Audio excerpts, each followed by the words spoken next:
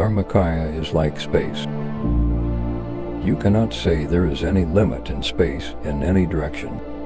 No matter how far you go, you never reach a point where space stops, and that is the end of space. So is Dharmakaya. Dharmakaya is all-pervasive and totally infinite, beyond any confines or limitations. This is so for the Dharmakaya of all Buddhas. There is no individual Dharmakaya for each Buddha, as there is no individual space for each country. It is all-pervasive and wide open. That is the Dharmakaya sphere within which Sambhogakaya manifests. No world anywhere in the universe takes form outside of the three kayas.